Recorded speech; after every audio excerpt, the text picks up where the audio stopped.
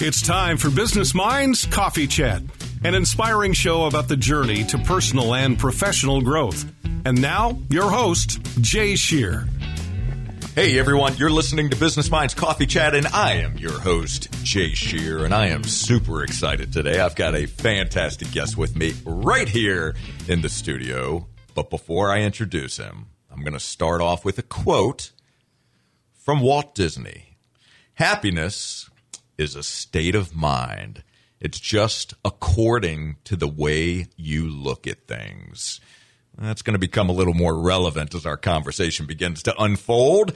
So my guest today is originally from Pennsylvania and has lived in other areas and finally moved to beautiful Flagler Beach in 2017. He's a husband to Barbara, a father to one, and a grandfather to two. Before starting his own business about 5 years ago, he had a 15-year career with Disney and the Disney Institute, traveling the world and helping all types of companies develop a culture like Disney. How about that? He's an organizational culture consultant, a trained chef, a speaker, and the author of the book Rave, How to Respect and Value Everyone, a journey of life lessons from Disney and beyond. When he's not working, you'll likely find him cooking, writing, playing guitar, being outdoors, and spending quality time with family. Please welcome the Chief Happiness Architect with Salvo Innovative Solutions, Chuck Salvo. Chuck, it is so great to see you. Thank you so much for being here today. It's a pleasure to be here, Jay. Thanks so much. What a wonderful introduction. Well, it is my pleasure. So let me ask you, is there anything that I didn't mention that you think is relevant to an introduction of you that is important to bring up now? No, you made me sound really, really good on that one. I thought that was well done. Well, my guess is that we really just scratched the surface there. So we're going to dig deep on a couple things here. But before we do that, I wanted to talk to you about cooking and guitar. So you actually have a culinary degree. I do. Which you earned from Johnson and Wales in Rhode Island, yeah. Yeah, so interestingly, I have another connection who was on this show probably 2 years ago who graduated from the same university. Wow. Yeah. Yeah, no, it was a great school. Very cool. So what do you like to cook? You know, I'm asked that often. I like to cook everything. I like to dabble in all sorts of different arts of cooking, whether it be Indian or whether it be barbecuing or whether it be Mexican. I'm going to make a good pozole this week, which is really cool. Okay. But Italian is definitely, from my heritage. And also I love Italian because of the simplicity of it. Mm-hmm. You could make something incredible. My favorite recipe is cacio e pepe, which is cheese and pepper. Oh, yum! And it's really just like a pauper dish. That like a lot of these great dishes were from the early days. Is what do you have available and how do you cook it? But to use the pasta water to make a creamy sauce and no cream at all with no cream at all, and just the melding of 5 or 7 ingredients to make something spectacular. Wow. Okay, you're making my mouth water here. That sounds awesome. Okay, so tell me about guitar. So before we started recording, you mentioned that that you do play guitar, but you said badly. All right, those were your words, not mine. So my wife's words, I think. Oh, okay. Barbara, if you're listening right now, do tell more. Do tell more. So you play an acoustic guitar. Yeah, acoustic. And do you play by ear? Can you read music? I could read chords. Okay. Yeah, but not notes. So I'm not very good at picking and all that. Just self-learned with the chords and just really I love music, every kind of music. So for me, just to relax a little bit and to strum and to sing, which I'm also told poorly. But my grandkids think I'm superstar. So nice. So that works out well. And how old are the grandkids? Oh, 8 and 12. 8 and 12. Okay, so when the grandkids are over and you're preparing one of these amazing culinary dishes and you pick up the guitar, what do the grandkids want to hear?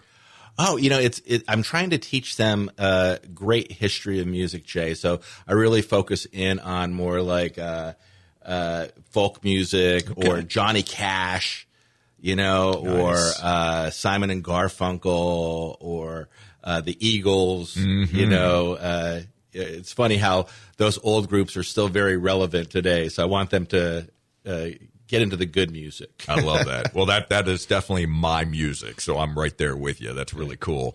Well, excellent. So you are originally from Pennsylvania. Mm-hmm. How long did you live in Pennsylvania before you left and then started living in other areas before coming to Orlando? Well, I think until I was 18. Okay. And then when I went to college and then realized I want to specialize more, then went to Johnson & Wales and culinary school. So that was up in New England. And then your career takes you all sorts of journeys. Went to Maryland, Hilton Head for 10 years in the hotel resort restaurant business for a long time. And I also got into heavy continuing adult education and building ropes courses, and I happened to be lucky to be a resort specialist, so I was always at ski resorts or golf resorts or both. Nice. You planned that well. I did plan that well. Excellent. And, so I really was able to live in some wonderful, wonderful locations and work for some great companies. Beautiful. Well, I know you learned a lot throughout those years. That's pretty amazing, which has served you well. So I want to stay back in time here a bit. So your 18 years in Pennsylvania, tell me a little bit about your backstory. So early years, what was life like for you? What kind of child were you? Were you rambunctious? Were you a good kid? Give me a little bit of some history there. I think I was a good kid. I mean, I grew up in like a Mayberry type town, a very Norman Rockwell type of America, where your parents would let you out early in the day, and then as long as you came back by dark, it was okay, which was amazing compared to the way you think about how we have to be helicopter parents nowadays. Right.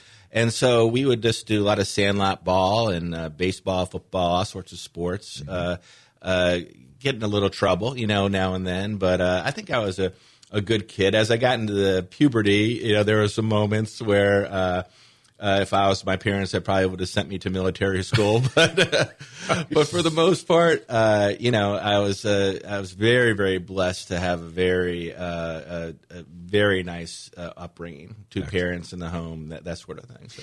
And what type of student were you growing up? So before you went to college, were you a good student? What was your aptitude like back in those days? I was a good student. I was more of a jock, in the football. So I did well in the courses that I liked, and I did average in the courses that I did not. What didn't you like? Oh, like algebra. I feel you on that. Calculus. That sort of stuff. Okay. But science I did really well in. Yeah. History, which I love. Okay. I did well in. So. Okay. Yeah. Got it. Very cool. Now, when you were in your teens, as you're approaching 18 years old before you left that area, did you have an idea what you wanted to do in your life? Did you have any specific career aspirations? I loved cooking no matter what. My mom and dad both worked, and there was this literally corner store, and they had a charge account there. And I would go, and my poor parents, whenever they went and paid the bill, they'd almost faint.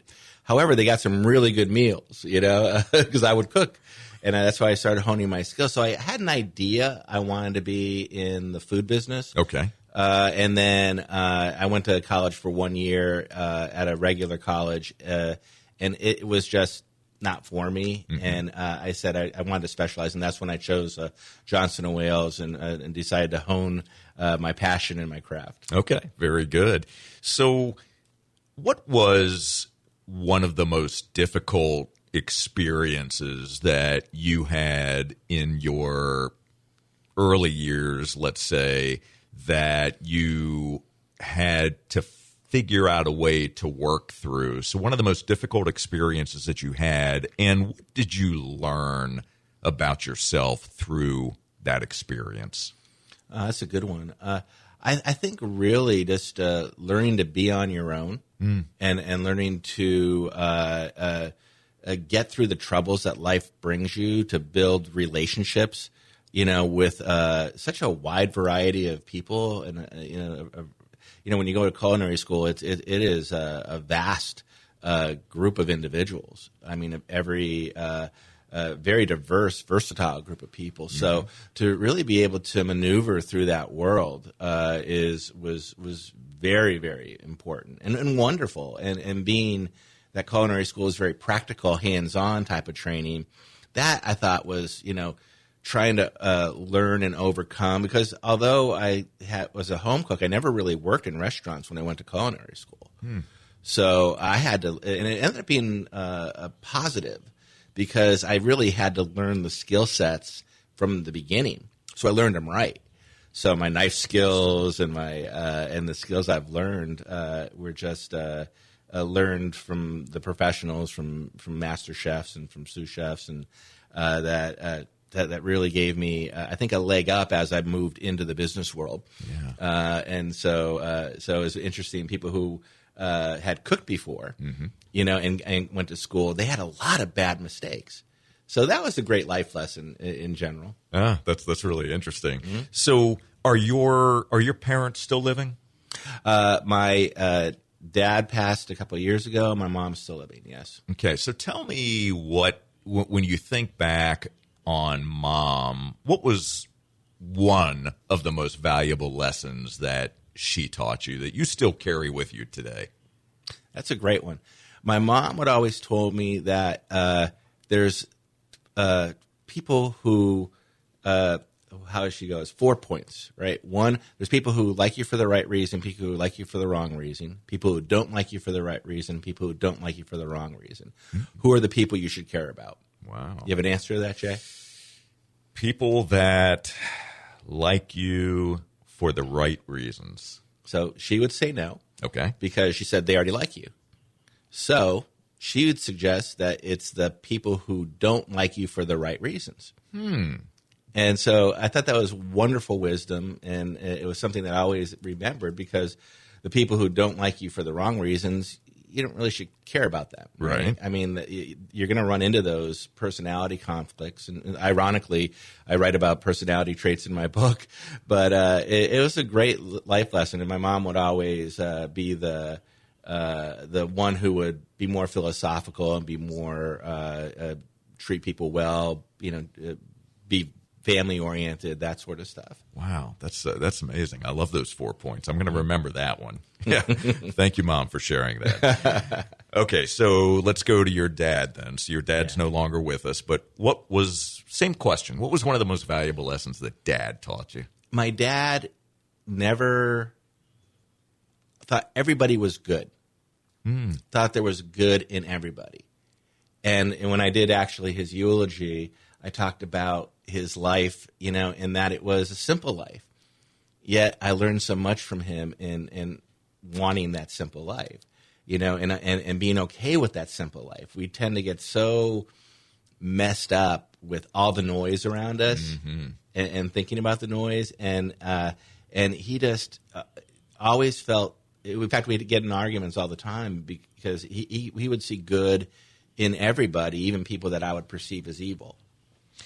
That's so interesting. As you're sharing that story, I can feel the goosebumps on my arms. My father, who has also passed, was very similar in that he would always find the good in everyone. And like you, when I gave the eulogy at his funeral, I gave some stories that spoke to that. So I feel you on that. That's really amazing. And I tell you, I'm so appreciative of the fact that I was raised by someone who had that type of outlook, because it really helped me better understand humanity. Yeah.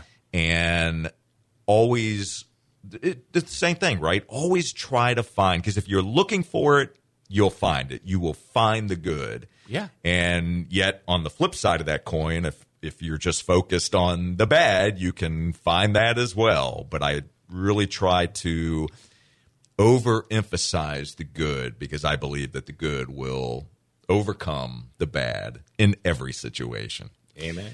So, Chuck, we're going to hit pause on our conversation here. We are going to take a brief break to thank our amazing sponsors. My friends, you are listening to Business Minds Coffee Chat. Don't you go anywhere. We will be right back.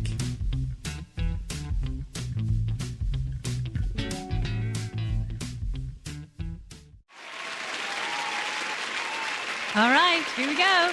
Let us entertain you all season long at the Fitzgerald Performing Arts Center. Our brand new season is out now. We've got great shows and great seats waiting for you. Every time you buy a ticket to a show at the Fitz, you support the performing arts in Flagler schools. Get all the information and buy tickets at flaglerentertainment.com. This is Jay Shear. Are you a business owner or entrepreneur trying to figure out how to improve and achieve greater results? If so, I'm speaking to you. I provide the tools, coaching, and accountability you need to gain clarity around your personal and professional goals, remove the excuses holding you back, build the mindset, leadership skills, and proven strategies to grow your business and become the best version of yourself. To learn more or to apply for my coaching services, call 904-236-0431 or visit jshearbusinessconsulting.com. Thank you so much for recommending us to your family and friends. When you need a 30, 60, or 90-minute massage, it's real easy to book your appointment online. MassageByNatalie.org. MassageByNatalie.org. Hey, it's Jay with Thomas Media Solutions. Join us every Monday night from 6 to 8 at Tortugas in Flagler Beach for the best live entertainment around. We do several rounds of general knowledge trivia. That means it's trivia for everyone. It just doesn't get any better than this. If you're looking for the best food, the best drinks, the best people, and the best entertainment around, Tortugas is the place to be. Make sure to get there early to get a seat. See you there. Hello, Flagler County community. This is Dr. Phyllis Pearson, president of our Flagler County branch of the NAACP. This is a personal invitation for you to join us for our 2025 Freedom Fund Luncheon and Awards event on Saturday, October 11th at the Hilton Daytona Beach Resort. For tickets, ads, sponsorships, and donations, visit fcbnaacp.org. Your support is greatly appreciated. All right, we're back, and again, you're listening to Business Minds Coffee Chat, and I am in the studio today with my very special guest, Chuck Salvo. We're having a really good conversation so far. We're going to keep that conversation going right now. So, Chuck, before the break, we were talking about kind of your early years growing up, family, some important lessons that you learned, and, college, and kind of where you were thinking about going with your career. And, when I first started to think about you coming on the show and with your history with Disney and the moniker that you use today, right, being the chief happiness architect, which I love that, by the way. Tell me how you define happiness as it relates to your title. That's a great question. When I started my own business and thought about, okay, what would my title be? Mm-hmm. You could pick owner, CEO, all that stuff. Yeah. And so my whole focus is on how, for any organization, what is your purpose? What's the employee's purpose for coming to work each day?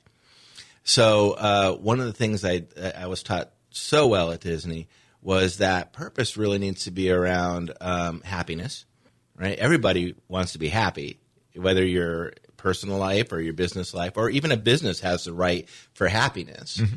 However, where people miss out is the fact that it has to be intentional and structured.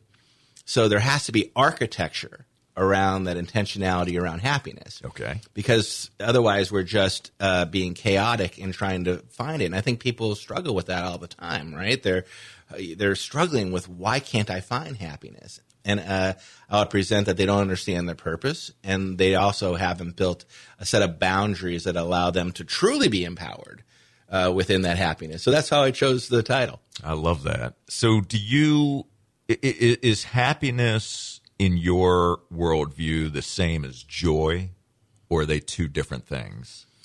I think they could be one and the same, but I think they also could be different. You know, you might not have joy all the time in a task you're doing, but because you're living within those boundaries you've set for yourself, there's some monotony. There's some things that happen. So there's stuff that you have to take out the garbage. I don't think I've ever found joy in taking out the garbage, but it's a task. But that purpose can make me happy because my house is clean and the refrigerator is cleaned out. So a simple aspect of that. So I think they could be intertwined, but I think they could also be separate. So it reminds me then of the Disney quote that I gave at the top of the show, that happiness really is a state of mind. It's just according to the way you look at things. Correct. So you believe that? Yes. Okay. I do too. And I think sometimes, and I want to back up for just a moment, because I don't look at things from let's say a Pollyannish viewpoint, right? But I do try to really look for, kind of like what we were talking about, our fathers, right? Looking for the good. So I look to find happiness in the things that I'm doing. They are often very hard things, but when I kind of pull the lens back and look at what happens, right? What's the outcome? If the outcome is tied to something that can bring happiness to my life, to others' lives, then to me, and I'm setting healthy boundaries, yes to the things that matter and no to the things that don't, that's good, right? That helps provide me purpose and keeps me focused on my mission and the things that I'm interested in accomplishing in this world.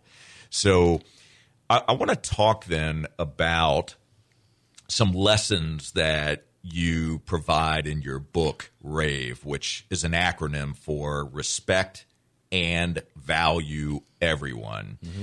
But I want to extend this beyond the business environment. Good. What I'd like to do is talk about where we are today in today's divisive environment, the culture that we are living in today, and with a focus on how we can maybe look to bridge that gap using some of the tools and strategies that you have in your book. So as an example, you talk about understanding personality types.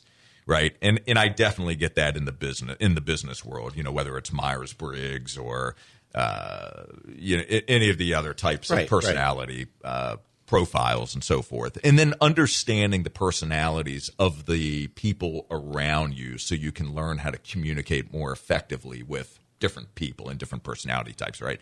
So let's apply that to where we are today. So give us maybe some examples of some things that we can do when we're out and about, and whether it's on social media or in person, you see it, I see it. It's become more and more difficult for people to come together and really develop good relationships and have meaningful conversation.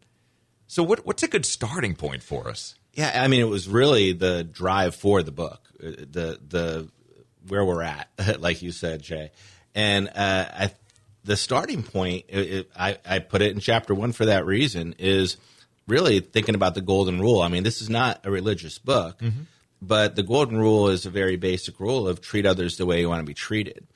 If you start at that point, if you think of any moment where you had a situation where you went off the handle or where you're frustrated, and if you take a moment to stop and take a breath and say, how would I like to be treated in that situation? You probably have the answer to that situation right there in a very simple rule that goes through that. So that's number one. Why don't we do that? Why don't many of us do that already? I think that the world has gotten so frenzied, and I think, and I talk about herd thinking or gang mentality, that we get so driven by whatever noise is coming at us. Social media is a major player of it. COVID really caused that to be people be driven inside. The type of cancel culture that was happening, where I mean, people were literally and are still afraid to talk to one another. They'll use the keyboard courage, Sure. and go at each other, and Right. they'll attack each other. Yet, what I wanted to do with this book is to say, stop a minute, breathe a second. Let's look at. In fact, the book is purposely not written academic. I want it to be simple. I want it to be fun. I want it to be actionable, practical. Yes. Yeah, and also had some laughs in it too, and some good stories. But I mean, it really is that basic. Golden rule. Understand what my personality is. I'm a expressive, go figure, right? Okay.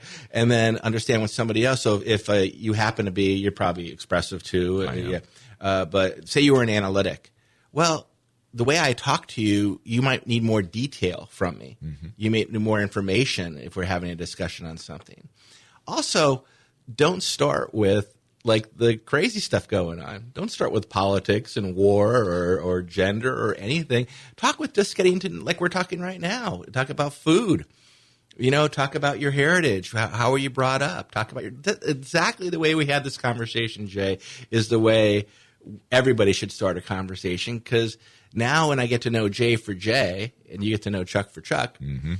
Now we build credibility between one another, and then maybe we could have deeper conversations later on. That's great advice. So the first piece, which I really appreciate, is to just pause, stop, pause, breathe. I think breathing is very important, right? Because that can help us level set our emotional, right? Regulate our emotions. Yeah. And then as opposed to just immediately going into the hottest topic, whatever it happens to be, religion, politics, war, you name it, start with some commonality, some common ground, some common, human connection. So I love what you mentioned, talk about, hey, food, talk about family, talk about things that, are important to so many of us. And then as you build the relationship, then maybe you can start to address some of the more challenging topics. But hopefully as you're doing so, and I know you talk about this as well, mm-hmm. but hopefully as you're doing that you're also listening and that you're coming from a place of wanting to understand a different viewpoint instead of you need to believe what I believe, and here's, I'm going to push it down your throat. Let's just talk. Let's just talk and try to get to something that we can both look at and say, that's really interesting. Thank you for sharing that. I need to mull on that a little bit. I may not agree with you in the moment, but let's go have some Italian food. Right. And even if I don't disagree, that's okay.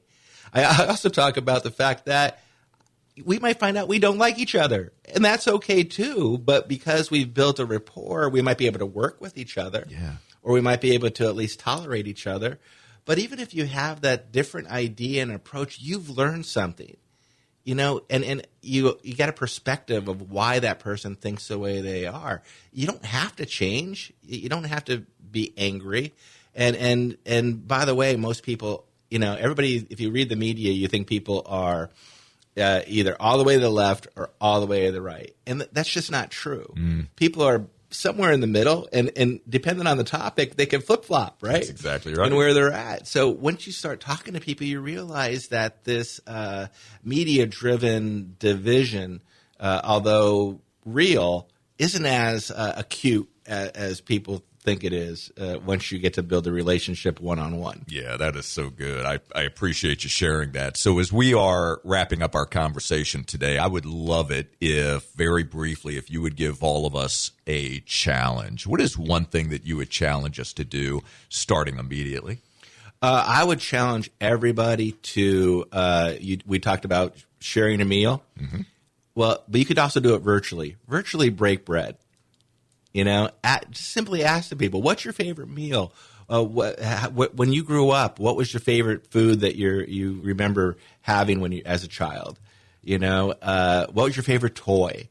And then have a conversation on that, and start slow, and start simple, and go in with the golden rule. Just simply, if you could go back to treat everybody the way you want to be treated, I think everything will be golden. So good. That's a great challenge. My friends, I hope you will take us up on that one. It is so good. All right. Well, Chuck, I want to thank you so very much for joining me today on Business Minds Coffee Chat. I really have enjoyed this conversation. This was the first time that you and I have actually met, and the first real conversation that we've had. And I also know it's going to be the first of many, which I'm most excited about. So thank you again for joining us. I appreciate you pulling the curtain back a little bit and sharing a bit more about you and who you are. So thank you for being here. Thank you, Jay. I appreciate being here. Absolutely. It is my pleasure. And for all of you, I want to thank you so very much for joining us today. We will be back next Saturday morning at 8:30. And until then, my friends, keep learning and growing and keep doing the work to reach your potential. Take care, everybody.